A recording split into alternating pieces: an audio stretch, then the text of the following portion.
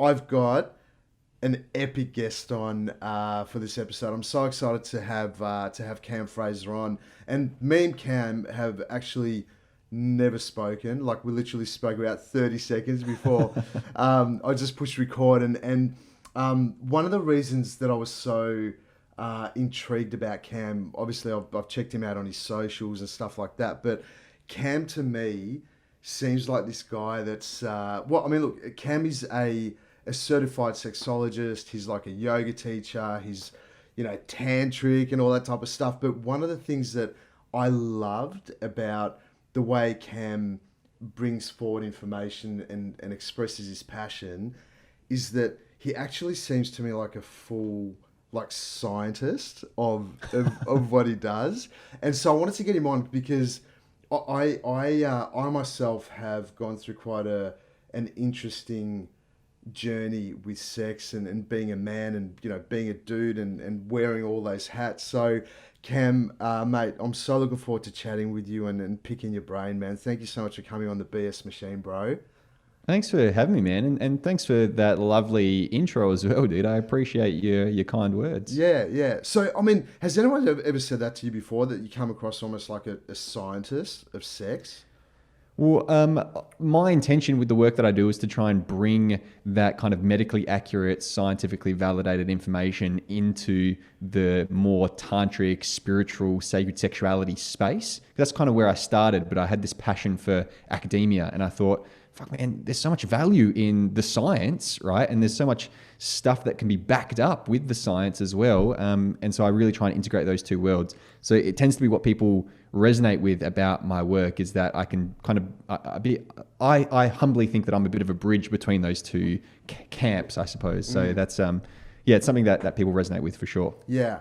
And on what was your journey, man? I mean, what sort of got you into what got you into this passion for sex and coaching people on sex? There's a couple of big light bulb moments for me over my last 15 years, man. The big ones were, I studied psychology over in America. I actually went over there to play soccer on a scholarship. And the university that I went to was in the Deep South. It was in Georgia. And it was very religiously conservative. So there was a lot of guilt and shame and oppression wrapped up in any type of sexual expression or sexual experience. Like premarital sex was a sin, no education around contraception, no safer sex education, pleasure was all like sex is to procreate and make babies, not to have pleasurable experiences. Homosexuality was a sin, right? It was all very stereotypically like fundamentalist Christian, I suppose. And so that was like really confronting for me, and a light bulb went off then. I was like, well, people need some education. Like, I saw how that guilt and shame around sex was affecting the young people that I was friends with and that I was interacting with. And sorry to cut you off, but in terms of the light bulb moment there, and I mean, where were you at in your journey? I mean, were you like were you just going around banging, whatever came around, or where were you at in your journey with that sort of stuff? Yeah, so my own personal headspace that I was in, I don't know if you know this, but Americans love Australians for some reason. Like, we are very well received over in America. And I used to have long dreadlocks at the time. I was like this kind of beachy kind of Australian dude. And so I was very much of the mindset of quantity over quality when it came to sexual experience. So the headspace I was in as well, because I was playing a lot of soccer. I was part of that kind of locker room, macho, kind of alpha male mentality. And I'd never really been that. Like, it was always kind of a bit of a mask for me, because I'm not the most athletic guy. I was good enough to play on the team. And I've always been a little bit more sensitive rather than that kind of stoic kind of macho dude. So it always felt like I was trying to fit in. And so that caused a lot of like internal dialogue and a lot of shame about like my own masculinity, I suppose. And so to compensate for that, I became the larrikin Aussie who drank heaps and was just like a big partier. And that was the kind of identity that I built for myself, was just the dude who could just hold his booze pretty much. And And so because of that, over the course of like a 5-year period that I lived in America, I can't remember one experience where I had, sex and I was sober. Like every time I had sex, I was intoxicated and inebriated. And, I knew that wasn't healthy for me. And so that kind of amplified my shame and my anxiety about my masculinity and sexuality. And that then kind of had physical ramifications. Like I was, if I was drinking too much, I couldn't get an erection, but, I would just, to kind of have a scapegoat, I would drink more so that I could blame it on the booze that I wasn't getting an erection, because I was anxious and worried about my performance and being a quote unquote man, especially in a sexual sense. So I could tell the boys, back in the locker room, I saw that anxiety manifest as premature ejaculation in the times that I could get it up. I was just like, man, it was a fucking mess, to be totally honest with you. And it wasn't until, so here's another light bulb moment. It wasn't until I seriously injured my back, I actually fractured my lower back and had to do rehabilitation. And part of my rehab was to go to clinical Pilates. And my Pilates instructor said, you should do yoga as well to kind of supplement your rehab. And it wasn't until I did this yoga class, and I kind of vividly remember for the first time in my life, I would have been in my early 20s, slowing down, man, and like breathing deeply and listening to my body and going, holy shit, I'm holding on to so much tension and tightness and trauma in my body as well. Like crossing, I had my boundaries crossed, I'd probably crossed other people's boundaries, and it's just like all this stuff I was holding on to. And there was times, man, in yoga and Pilates that I would like either break down in tears throughout a class or have all this rage just come out of nowhere, because I realized I was unlocking those really stored emotions in my body, especially around my back and my pelvis, right? We hold a lot of fear and anxiety in our hips and in our pelvic floor. And so this stuff kind of surfacing, and I was like, I got to do something about this. So I started seeing a counselor. I kind of took the initiative to go and process these emotions as well, because the first time I was feeling them, not suppressing them, I was like, I've got to do something about this. I can't let them, rule my life. And so I started unpacking all these stories around masculinity and sexuality and all this shit that I'd been holding on to kind of cognitively as well about what it means to be a man. And my counselor at the time really helped me unpack all that. And I noticed that as I did this, not only the physical work, with yoga and stretching and moving and slowing down and breathing, but also like the intellectual work of like unpacking my stories and kind of rewriting my scripts around masculinity and sex, that I actually started having better sex. I was actually able to connect with the young women that I was being sexual with. I was, focusing more on pleasure rather than the performance. And then because I was kind of enjoying myself and was a little bit more authentic and genuine, I started speaking out against some of the shit that the guys were saying in the locker room, and it kind of snowballed into me being the guy that other dudes came to speak about their sexuality stuff. I had guys kind of opening up to me saying, hey man, I'm struggling to kind of get an erection. I'm kind of coming quite quickly. I was the guy who had bought a bunch of books as well, sexuality related books, and just had them in my room, and guys would come over like, hey man, can I just borrow that book for a couple of days, it just kind of snowballed into this idea of like, well, I could probably do this. I've been studying psychology. I wanted to go into sex therapy. That was kind of my space that I was interested in. But I eventually, long story short, I suppose, realized that sex therapy is quite limited, as all kind of psychotherapy is, because it's talk based, and coaching on the other hand is, I guess it allows for more modalities. And so I had yoga, I had breath work, I did some massage training, I did some tantra stuff, and I was like, I can't utilize any of that if I'm just doing straight talk therapy. So instead of going down the clinical psychotherapy route, I still did my studies in postgraduate degrees in sexology and psychology and counseling and stuff like that, but I brought that into the sex coaching space because it allowed me to also draw upon those other experiences and those other kind of trainings and qualifications that I had. And that's where I try and bring those two worlds together. My ethos, man, is the stuff that I needed to hear like 10, 15 years ago is the stuff that I talk about today. I needed a guy who was a bit more of a role model in terms of his authentic sexual expression, kind of knew what he was talking about, was doing it healthily, was modeling that kind of alternative way of being a man, which I didn't have kind of 10, 15 years ago. So that's the guy that I try and be today is the guy that I needed back then. Yeah, man, beautiful. What a story, bro. That is just epic. No, it is. And I really resonate because in a different sense, bro. I did the whole. I lived in the States for 6 years myself. It was a little bit different. I had dreadies as well, and but I was in the music industry, so Ah, but very similar. You know, the heavy drinking, the drugs, all that type of stuff. But you know, one of the things that I really just resonated with what you told me is this this idea around men constantly feeling the pressure to perform, and I've just recently experienced it myself, where I've just started dating this really awesome girl. Like we've just really connected, and for the first week and a half, 2 weeks, we're just connecting on a mutual level, talking and then dating and whatever else. And then the first time we actually had sex, it was like it was awesome. Like it felt really nice. It was beautiful, connected. And then about 15 minutes in, I had this thought, and I'm like, fucking hell, this I'm a yoga teacher, like I do breath work similar to you and all, and this chick is probably expecting me to make her come to fucking high heavens. And as soon as that thought came in, my dick went down straight away.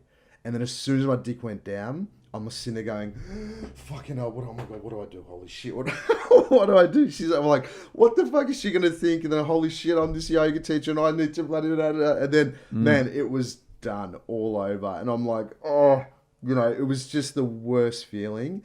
And funny enough, I mean, because, doing what we do and whatever the authenticity, I just said, look, you know what? This is what happened. I went to my mind and da da da. But, and interestingly enough, she didn't even care. She's like, you know what? I'm just happy sitting here being with you and cuddling and connecting. And that made me feel really at ease. But it was just the process of how that happened, because there was nothing wrong. And as soon as I went into the expectation, it's like, see you later. So it's almost like that one muscle in the body that dudes can't control in it. It's like, it's like you can't just go, move my little finger. All right, come on, dude, let's go rock hard. It's not. You've got to be connected to that the pelvic floor, and you've got to be connected in and be in the moment. So I'm interested to see, from when, I mean, your experience and how you coach, is that really common for that to happen for guys? Like totally, man. Yeah, the downward spiral effect of like sometimes I kind of call this the cycle of anxiety, right? And it's kind of a flow on circular experience where we might have a thought like you described. That thought is about, like, it's a worry, it's about anxiety. It's an anxious thought. That anxious thought then manifests as a physical symptom, like losing an erection or coming quickly or tightening up or whatever it might be. That physical symptom then has an like relational or experiential impact, which is like we have shit sex, or we have a shitty encounter with our partner or whatever it is, which then feeds back into our thoughts of, oh God, that was shit, like it's going to be shit next time, which then causes more tension or anxiety in the body, which then leads on to a shitty experience again, and it becomes this self-fulfilling prophecy, right? So we've got to interject or interrupt that cycle we can interrupt it at a number of different points, right? We can disrupt that cycle at a few different points. We can disrupt it at the level of the mind, right? So we can challenge those thoughts. If we get an anxious thought, this is where stuff like talk therapy is really great. Like cognitive behavioral therapy, for example, is all about changing those thought patterns. We can talk about sexual scripts, and we can offer alternative ways of thinking about sex. And is it the end of the world if you lose an erection? A bit of education can come in here as well. It's like, there's other ways of being sexual, things like that. So that's one way we can disrupt that cycle. Another way is at the level of the body, which is stuff like yoga and breathing and relaxing and getting out of the sympathetic nervous system into the parasympathetic nervous system, for example, that we can interrupt it at that point. And then we can also interrupt it at like the experiential or relational area as well, which is like your communication skills, really. Let's say, hey, let's have a conversation with our partner. Is it a big deal for them as well? Can we still have a pleasurable experience? If so, how can we still have a pleasurable experience even though I've come too quickly, or I don't have an erection, or whatever might be going on? And so we can challenge each one of those points on that kind of cycle of anxiety to stop that spiral from going down. And that's kind of what I teach to guys, is a combination of all three of those approaches. And there's heaps of things that we can draw on and heaps of modalities that we can use. I just kind of mentioned a couple there, but it's super common, man. Like, to answer your question, it is very common for guys to feel the need to perform a certain way and for sex to look a certain way. And that's drilled into us from porn, from media, from our mates, from our parents. Like, literally, it's everywhere. Once you kind of tune into that script of men have to be the dominant, assertive, aggressive, even knowledgeable person in a sexual experience, and women have to be the receptive, passive, the one that experience all the pleasure. And once you kind of notice that, you'll see it everywhere, man. It's perpetuated by literally everyone who's not doing this particular type of work. So really starting to challenge that is really important. And that comes from a psychological level firstly, and then it comes from like that body-based level. Like, you can do all the, you mentioned the, it's the one part of our body that we don't really have any physical control over, which is why like all these teachers that I see doing Kegel exercises and you do this breath work and all this stuff, and that's great. Like, you can do all those practices, but if you're not also incorporating some type of like sexual script work or mindset work, then you're only going to get so far, because it is psychological and emotional as well, not just a purely physical thing. Yeah. Can you give us just a little example of what you mean by sexual script work? Right. So a sexual script is essentially like a narrative that we have in our mind about what sex or sexuality or masculinity is supposed to look like, right? So kind of similar to like, reading a script, for a movie or a TV show, right? You kind of read it and this is how it's supposed to play out according to this script. We kind of have those in a maybe metaphorical sense for let's use heterosexual sex, for example, right? And so I kind of alluded to, guys are supposed to be a certain way sexually. We expect ourselves to be the dominant, knowledgeable person in a sexual encounter who gives our partner orgasms like we give them a Christmas present, right? Or who's supposed to have like a rock hard erection for all night long, even though that's called priapism, and even there's warnings on Viagra bottles that if you have an erection for more than 4 hours, there's something wrong. So we have all these ideas, I suppose, of what it means to be a sexual man, and we try and adhere to those ideas. And if we don't follow that script, then we often feel like something is wrong. We often feel like either something's wrong with us. That's usually the first thing. Oh, fuck, something's wrong with my dick, or something's wrong with my head, or something's wrong with the way I'm being sexual. Or we then project and say something's wrong with our partner. Or she's not hot enough, she's not doing that thing that I like in porn, or she's not this, or she's not that, or whatever it might be. So getting rid of that script, or rewriting the sexual script that you have, can be really beneficial for stopping you, or maybe not stopping you, but from alleviating that stress and anxiety and that worry that you have that something's wrong. Because there's nothing wrong with coming quite quickly. It's actually pretty normal, and there's also an argument for it being an evolutionarily adaptive kind of response as well. And there's nothing wrong with losing a little bit of firmness with an erection, because we're not supposed to have erections like a rock hard steel bat for hours on end. That's not how the body works. And there's nothing wrong with all this stuff, right? We've really boxed ourselves in with what sex is supposed to look like, and we really try and follow that script really to a T.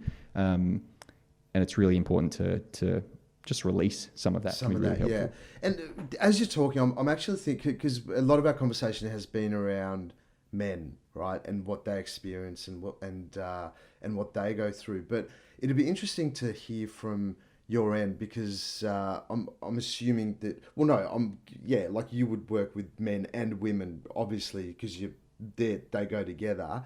But let's say if a dude does lose an erection or comes too quick or whatever, what actually happens within the feminine, within women? Like, what do you know? What they what happens in them? Is it positive? Is it negative? Is it neutral? Like, what happens?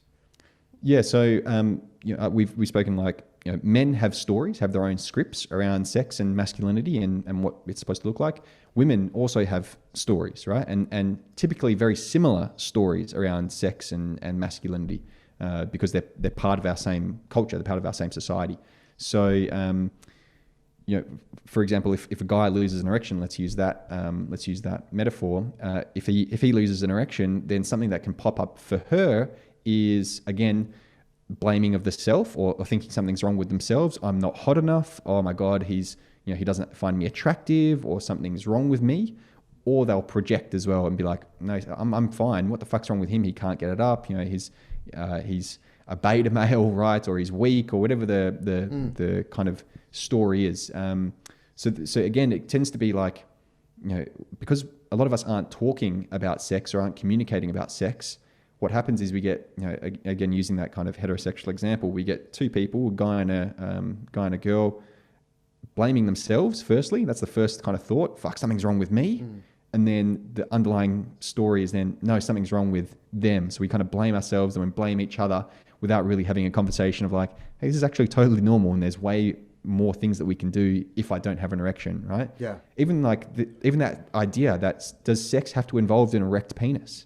You know what I mean? Like, there's other ways of being sexual, and just because there's no, like, how do lesbians have sex, right? If there's no erect penis involved, then does it count as sex? That's a big story especially for a lot of young people, today, is like, it doesn't count unless it's penis in a vagina sex, right? So oral sex doesn't count, digital sex doesn't count, fingering, all these other ways of experiencing sexual pleasure with one another, quote unquote, don't count, or then that's not quote unquote real sex, which is obviously untrue. You're still having a sexual experience with another person. So challenging those stories as well is really helpful for that maybe experience that you're having if you're losing an erection, for example.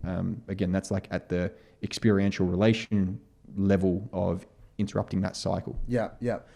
And man, this is so interesting. So aside from the physical aspect of sex, whether it's, fingering or dick and vagina or whatever else, aside from the physical aspect of the art of sex or the doing of sex, there's something underneath the physical experience of sex, right? And so what I believe, just from my own experience, is that, I guess someone like you, Cam, who is so knowledgeable in this area, and you've worked with, hundreds or thousands of people around it, what's the underlying what's the word, the nucleus or feeding machine that sex sort of derives from? So I'm talking about what's under there on an emotional level, or even deeper than emotional, where horniness and wanting to fuck and wanting to desire, I mean, what is it? Where does it stem from? Yeah, so this is, people have their own opinions on this, right? And my opinion is like, that comes from our sexual energy, and sexual energy, for me, to put it in a very, like, I'm not super esoteric, I don't try and speak like that. So to put it very practically, sexual energy for me, here's an example to kind of get what I'm talking about. Say you're working out, right? You're at the gym, or you're doing something physical, you're lifting boxes, whatever it is. And someone who you find attractive, like, comes near you, right? They start working out next to you, or they kind of walk by, and you catch their eye, and they kind of look back at you, and there's like a little bit of that spark. You're like, oh, that person's kind of like, checking me out, and they don't mind that I'm checking them out. And there's that little bit of connection, and you're like, oh, okay, cool. There's, it's maybe a little bit of a flirt, a little cheeky smile, a little bit of a wink, whatever it is. But there's that little spark of attraction between the two of you, and you kind of know that it's there, and they're kind of returning it. And you have that, that little burst or that little rush to maybe just push a little bit harder with your running, or maybe just lift that extra box that you're carrying, or go for an extra couple of reps. That little burst of energy to do something a little bit more physical. That little burst of energy from that little interaction that you had is my definition of sexual energy, right? And you can bring that in. Well, there's two things here to be really mindful of. Is like, firstly, that's little burst of energy, that sexual energy is not dependent upon that interaction with that other person, right? Just because you had that interaction doesn't mean your sexual energy came from them. It comes from within you. It's generated from within you. And you can have that little burst of sexual energy without that interaction with another person. And it doesn't have to be purely exerted like through physical means as well. You can bring that into prayer or dance or yoga or meditation or sex itself or whatever it is that you want to do. You can bring that little burst of sexual energy and more of a burst as well, right? It's kind of, it keeps on going into anything that you're doing. So hopefully that kind of makes sense. No, it definitely does, definitely. And with that, as you're talking, I thought of something, because I've always had this idea that when you feel an attraction to another person, that there's no way you'd be able to feel that attraction unless they feel it too. So I don't know if that's actually true or not true, but I've just had this always, even before I got into this whole world of yoga and tantra and all that, but I've always had this thing where it's like, if you're feeling an attraction towards someone, there's no way you'd be able to feel it unless it's coming from there too. But sometimes you're like, but sometimes you're like, well, hang on, it's not coming back at me. So what's this about? So is that something where, because sometimes people can get the wrong idea, and I don't know if that's the case or not. I mean, what do you reckon?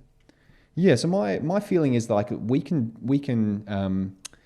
sexualize people, and we do sexualize people, right? And I don't think there's anything wrong with sexualization. What I do think that it becomes a problem is when we objectify people based on how we've sexualized them. Like that kind of example that you were just using, like we can kind of feel that attraction, and we can kind of project that attraction. And like the first thing that came to mind when you said that is like parasocial relationships, where one person's on a screen, like a YouTuber or a fitness influencer or a porn star, for example, and we feel attracted to them, right? And we have this kind of connection, but it's a one-way connection, right? Because we've never met this person, they don't know that we exist for all we know, but there's still that kind of connection and attraction to them.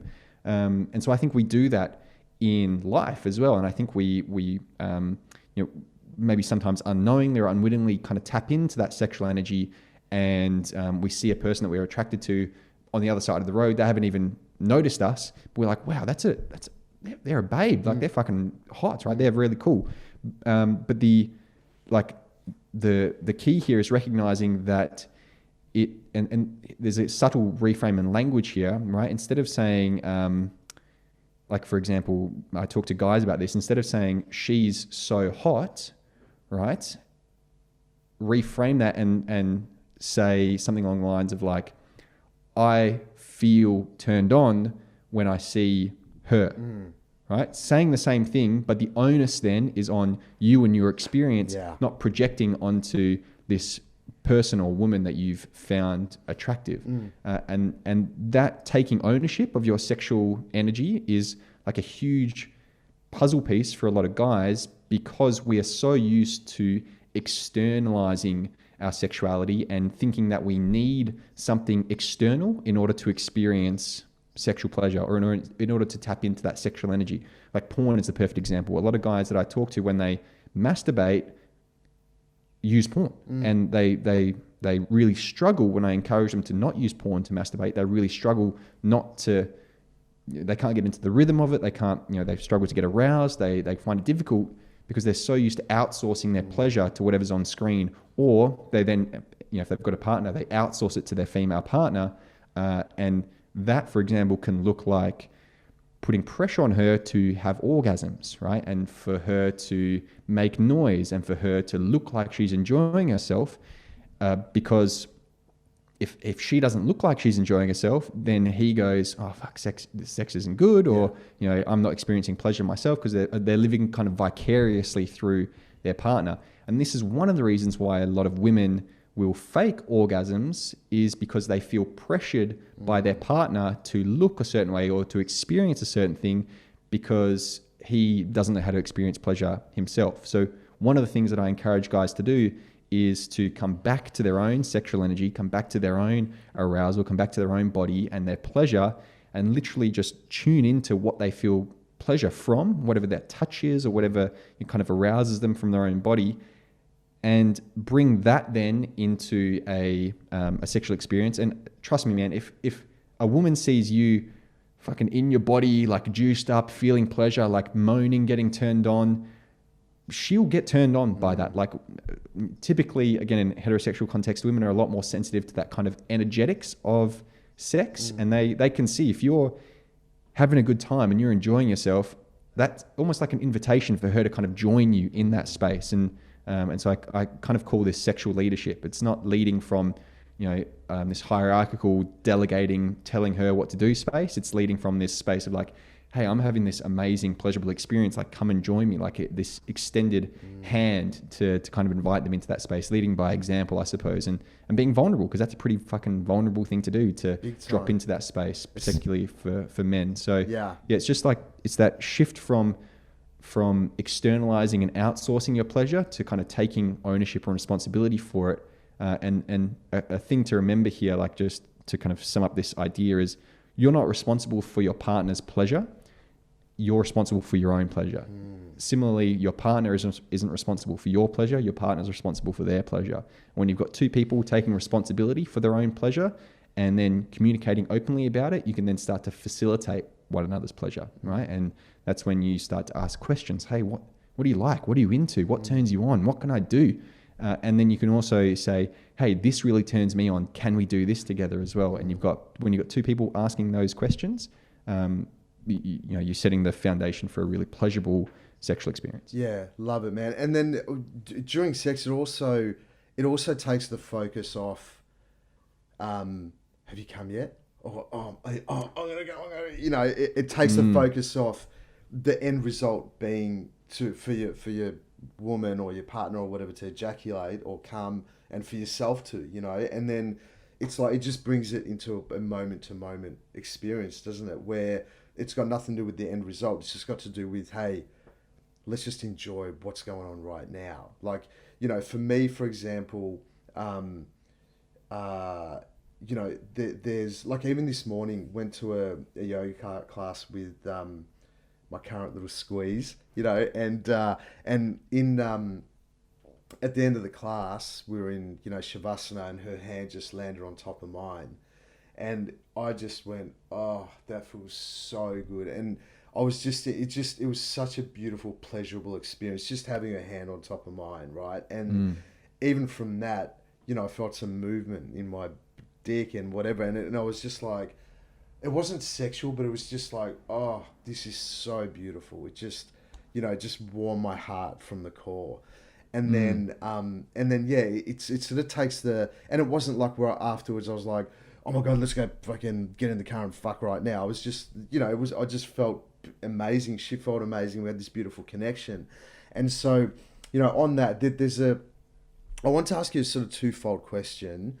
Is one, when you're in a relationship and you've been in it for, let's say, I don't know, over 2 years or 5 years, 10 years, however long, and you've met this point of either sex being hey, you know what, after we cook, we're going to have sex on Tuesday nights, and, you come, I come, and then blah, blah, blah, right? And then, so it becomes a rhythmic or a pattern.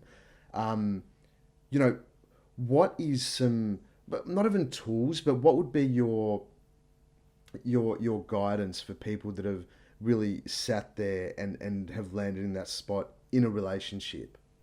Yeah. So routine is the killer of like a good sex life. Like a healthy sex life needs variety, right? I'm a big believer in that. For some people, that means a variety of different people to be sexual with. For other people, that means a variety of different experiences with the same person. And one of the ways to help kind of cultivate this, variety is the spice of life type of mentality when it comes to your sex life, is to lean into your curiosity. And one of the ways to be curious about sex is what you were describing before, is to let go of that goal orientation or that goal oriented way of thinking about sex. Because when we start to think that sex needs to end with an ejaculation or end with an orgasm, right? This kind of like, in order for sex to be successful, right? It's got to, we've got to produce something. We kind of have this mentality that we've got to be productive members of society. And we bring that into the bedroom as well. And we've got to, sex has to be productive. And if we didn't come, then what was the point of having sex, right? So if we can slowly kind of shift away from that mentality into the more, okay, let's be playful here. Let's be curious. Let's maybe explore each other's bodies. One of the ways of doing this for men or people that have sex with men is take ejaculation off the table for a couple of weeks. Like, experiment with not ejaculating when you're being sexual with your partner, because there's a lot of symbology that goes unspoken about ejaculation and what ejaculation means.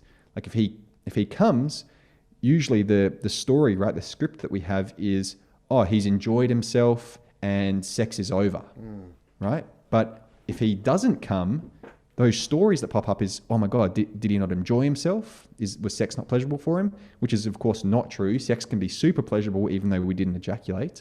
And that's sex. Like, when does sex finish, right? If he doesn't ejaculate, then fuck, when are we done? When do we roll over and go to sleep, Again, which is a lot of that focus is on him, right? Rather than on the pleasurable experience of you two together. So can you take ejaculation off the table? When you do that, it kind of opens this door, this opportunity to go, well, fuck, what else is there? What else can we do? If we're not on this train heading towards this end goal of ejaculation or orgasm, can we enjoy the process instead? Can we enjoy the journey? That kind of, journey rather than destination mentality with regards to sex is really helpful here. And there's, like a very simple strategy for this is, there's a couple of things that I like to give couples to when they're feeling like in that rut. One is a little exercise called the yes, no, maybe so game, which is like, if you just Google that, yes, no, maybe so, you'll find there's a bunch of different versions of it, but it's just essentially a list of a whole bunch of sexual activities. And you sit down with your partner over a glass of wine or a cup of tea or whatever it might be, and you go through together, these list of sexual activities, and you say, are you a yes? Are you a no? Or are you a maybe? I'm on the fence. I need to be a bit more comfortable before I do that. And there's more elaborate versions of this game, but that's just the most simplified. Yeah. And it gives you this kind of, firstly, it gives you the opportunity to talk about sex. A lot of us are doing things sexually that we don't even feel comfortable talking about.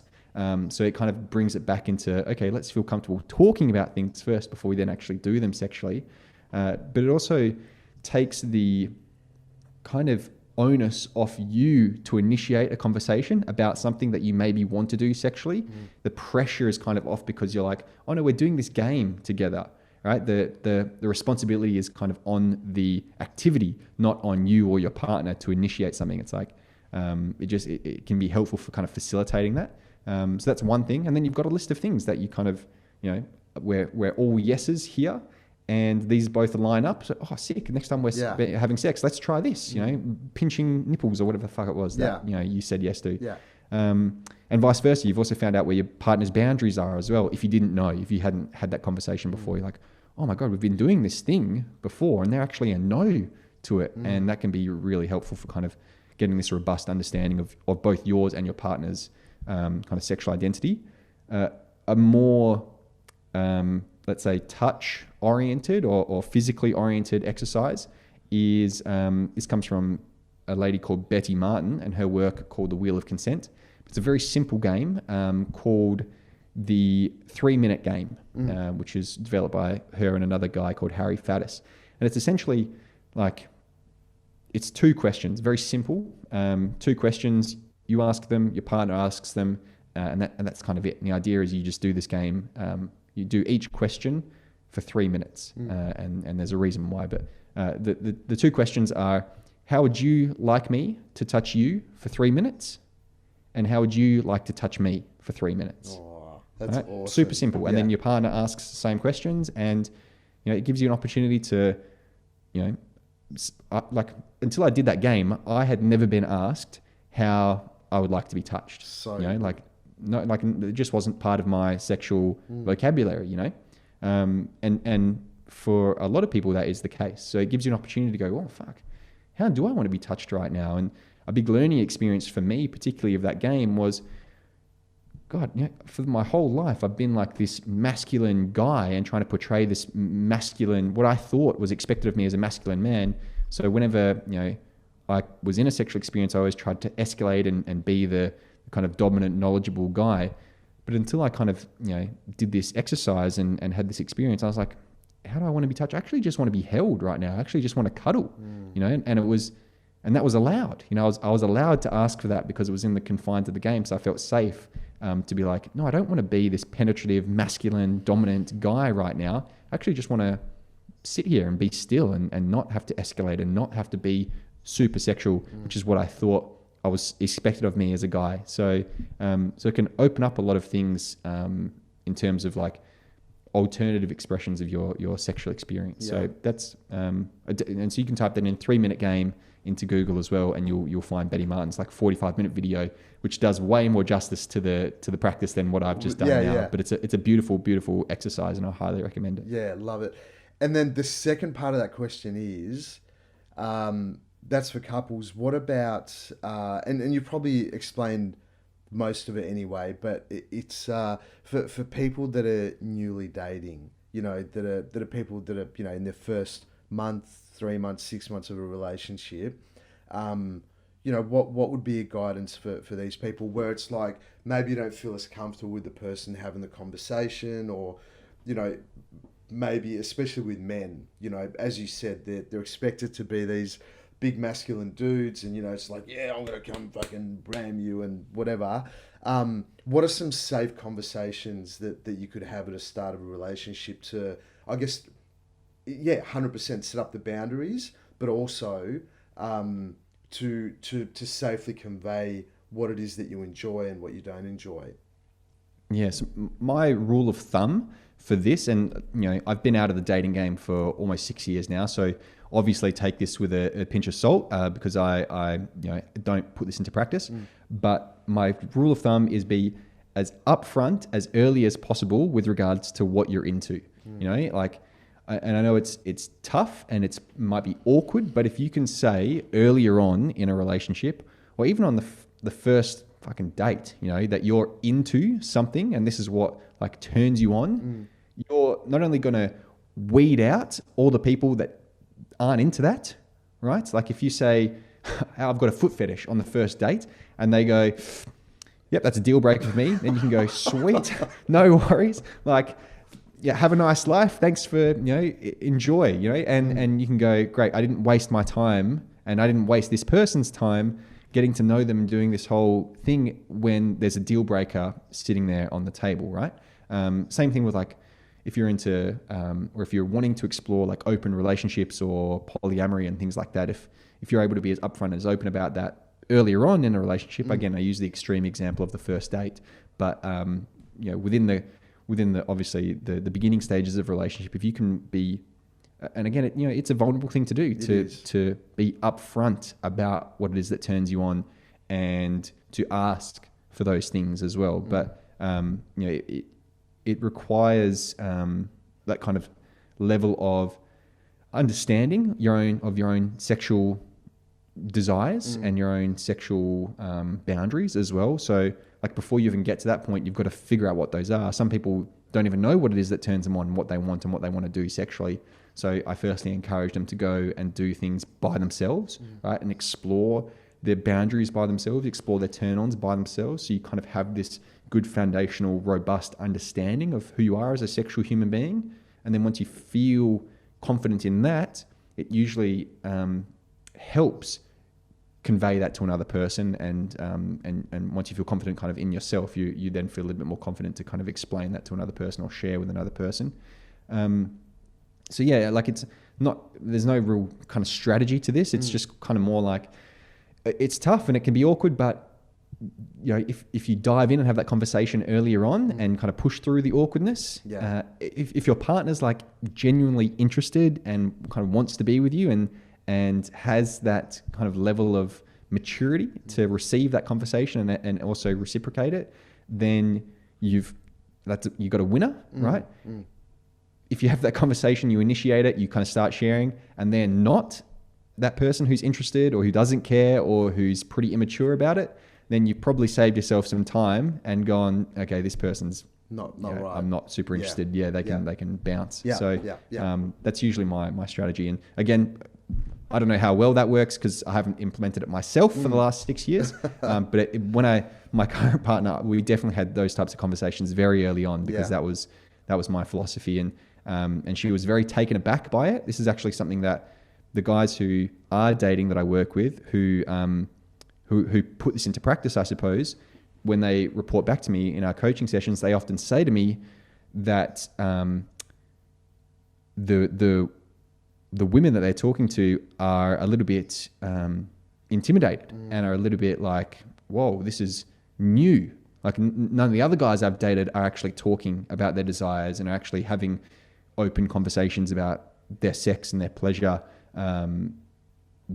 at all, let alone this early on. So, so like that takes a bit of space to navigate as well. And part of that is creating safety, right? Is creating comfortability is, you know, rather than, again, using that first date example, probably not most conducive to have those conversations. But if you can like help your partner, again, in an early on relationship kind of, and if you can be a little bit vulnerable, if you can create that kind of safe container for them to join you in that conversation and kind of lead by example here, that again, sexual leadership, then, you know, and it's a skill and it requires kind of tuning into that energy and tuning into how comfortable is your partner with this. And, you know, is there a bit of an edge for them? And if so, is it kind of safe for them to kind of push that edge a little bit with you in this moment? And all that kind of takes a little bit of fine tuning, but in the long run, it's very beneficial. And yeah, your partner, you know, especially if you're a guy doing this, your partner might be like, well, this is fucking new. I've never had a guy do this. And they might be a little bit like deer in the headlights. Yeah. But if you can kind of hold that integrity and hold that authenticity and say, no, actually, hey, I want to have a conversation and kind of show that you're this type of guy, then yeah, it'll definitely serve you well. Yeah, I think the awkward conversations at the start of a relationship are definitely, they set up a really honest and authentic relationship. I've actually had not a bunch, but I had like three of my coaching clients over the last year, 3 dudes on separate occasions over, you know, like 6-8 months, and all of them were like, man, I've met this really hot chick, and they've all of them got herpes, and they're like, man, I don't know what to do. Like, do I tell him? Do I not tell him? Like, fuck, man. You know, and there would be this thing about STDs, which a lot of people have and whatever. And it's like, what do you do? It's like, do you just come up and go, hey? And my advice to them was very similar to yours. It's like, man, you've got to, if you don't have the conversation, you're just setting the relationship up for failure. And I said, find a way to deliver that information in a safe way. And so what we came up with all 3 of them, actually, because they're quite jovial, is we changed herpes to herpes, right? And and they basically sat down with their potential partner and said, babe, look, I feel awkward, I feel weird, I'm just going to come out and say it, I've got the herpes, right? And it became awkward, and every time their potential partner just laughed and went, wow, that is hilarious. 2 out of the 3 times, the girls actually had herpes. They're like, oh my God, thank you so much for telling me, like, wow, I've got it too. And then it was just like, cool. And then the other one, you know, the guy or the girl was, she had the power to make the choice and say, you know what, I'm okay with that, or that's, I can't deal with that. And she ended up saying, you know what, I'm totally fine. Let's just, you know, whatever. Let's just, I just accept you have that. If I get it, I get it, whatever. So yeah, I mean, I honestly think it's super important to be able to have those awkward relations or awkward conversations at the start of a relationship, because it just sets you up for success moving forward.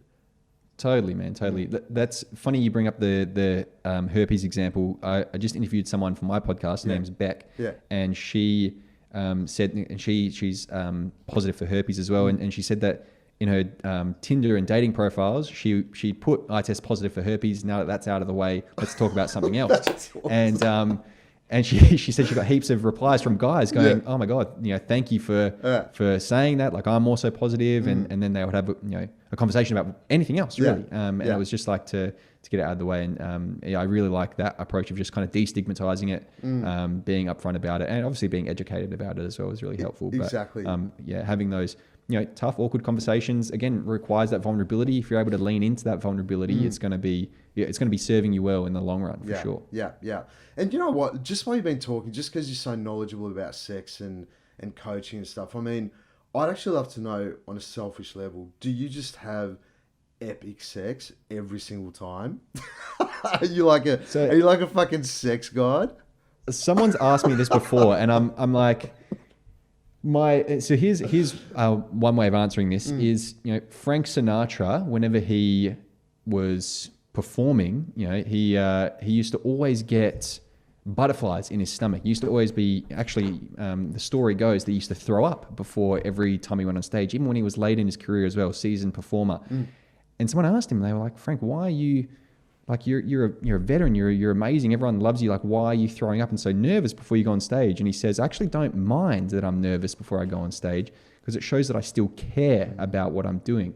And, I feel the same way with regards to my sex life with my partner. Like, I still have those things of like, well, I want to make sure that the sex is good, or I want to make sure that my partner's satisfied. I want to make sure that I'm putting in a good show, stuff like that. There's still some anxiety. There's still some nerves around sex.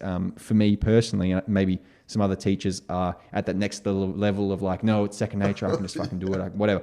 But things change over the course of a relationship. You know what I mean? Like that's been really interesting for me to navigate, because this has been the longest relationship I've been in, and things have shifted for our sex life because my partner was pregnant, for example, and now we've got a 2-month-old, so things have shifted again, and she had a pretty traumatic birth and had to have an emergency C-section, so there's that to kind of navigate and consider. So it's been really very rewarding to know that we can navigate all those things because of the work that we've both done, right? It's not just on me, and I'm not my partner's coach, and that's not what I endeavor to be. I don't like the terms sex god and sex priest and tantrika and all that sort of shit. I think it's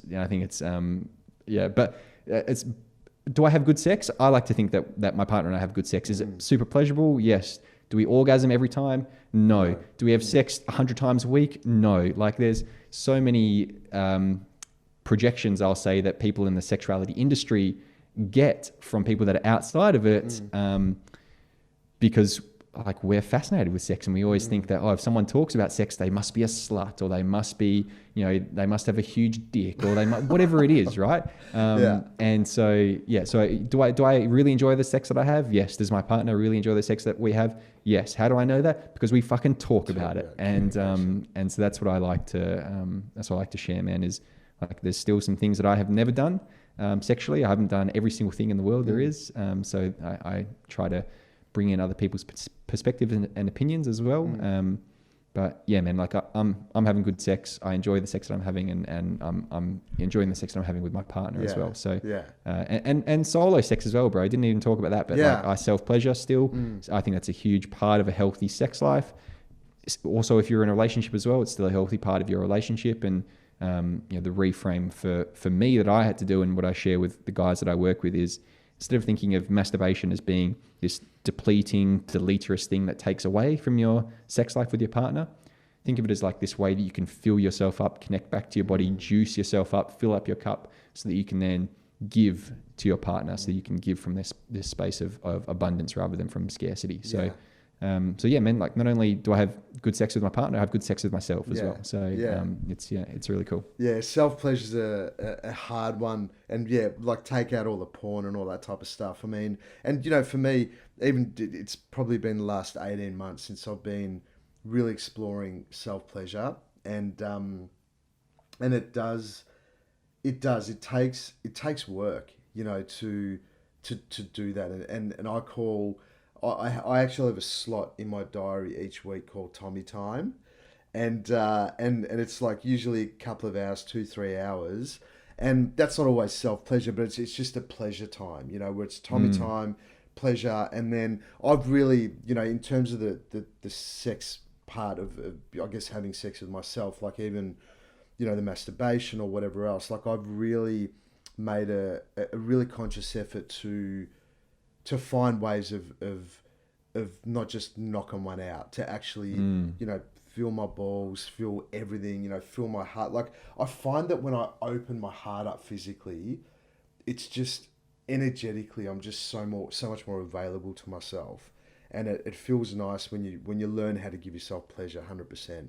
Yeah. Yeah. And that's that difference between masturbation and self-pleasure. Hey, like masturbation is, well, it has all these connotations of being just like really straightforward. It often involves porn. You're hunched over a computer screen. You're just kind of going through the motions.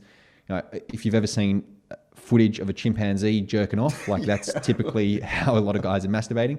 But self-pleasure, on the other hand, is like you've so kind of beautifully shared. It's just whatever you find pleasurable. You know, it's like you set aside some time to just explore pleasure. That might not even involve touching your cock, right? It could be eating something that you haven't eaten for a long time. It could be going for a walk and you know, feeling the sand between your toes as you walk along the beach. Whatever it is that you feel pleasure from is self-pleasure, right? And sometimes that can involve touching your cock and exploring, you know, explicitly sexual touch, but it doesn't have to. Yeah. Man, Cam, such an honor to have you on, brother. Thank you so much for coming on, mate.